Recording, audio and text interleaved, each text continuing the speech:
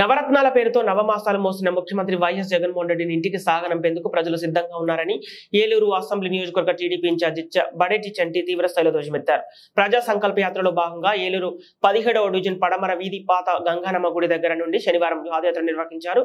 ఈ సందర్భంగా ప్రతి గడపకు వెళ్లిన బడేటి చంటి వైసీపీ ప్రభుత్వ ప్రజలను ఏ విధంగా మోసం చేస్తుందో సవివరంగా వివరించారు. టీడీపీ జనసేన కూటమి అధికారంలోకి వస్తే ప్రజలకు జరిగే మేలును తెలియజేశారు. ఈ సందర్భంగా ఆయనకు ప్రజలు బ్రహ్మరథం పట్టారు.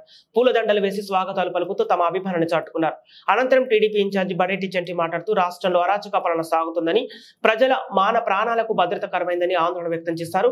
సంక్షేమ ముసుగులో ప్రభుత్వం ఆర్భాటం చేయడం తప్ప ప్రజలకు అదనంగా ఎటువంటి ప్రయోజనం కలగడం లేదని విమర్శించారు. పరదాల చాటున పయనించడం, బటన్ నొక్కడం, ఫోటో దిగడం, ప్రతిపక్షాలను విమర్శించడం తప్ప సీఎం జగన్ కు అభివృద్ధి చేయడం చేత కాదని ఆయన ఎద్దేవా చేశారు. రాష్ట్రంలో వైఎస్ఆర్ కాంగ్రెస్ పార్టీ పాలన చూసి అన్ని వర్గాలు భయపడే పరిస్థితి ఏర్పడిందన్నారు.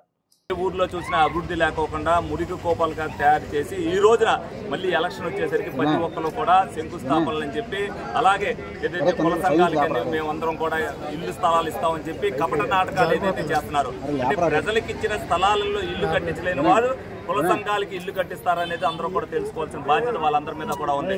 ఎందుకంటే రేపు రాబోయే రోజుల్లో, ఎందుకంటే 5 సంవత్సరాల నుంచి ప్రజలను ఏదైతే మోసం చేస్తున్నారో మళ్ళీ 5 సంవత్సరాలు మోసం చేయడానికి వీళ్ళన్నీ కూడా మళ్ళీ రంగులు వేసుకుని వస్తున్నారు. తప్పనిసరిగా వీళ్ళకి గుణపాఠం చెప్పడానికి ప్రతి ఒక్కరూ కూడా సిద్ధంగానే ఉన్నారు. ఎప్పుడు ఎలక్షన్ వస్తా ఈ పార్టీని బంద్ పెడతామని చెప్పి ప్రతి ఒక్కరు కూడా చూస్తున్నారు. ఇప్పటికైనా జగన్మోహన్ రెడ్డి గారు తెలుసుకోవాలి.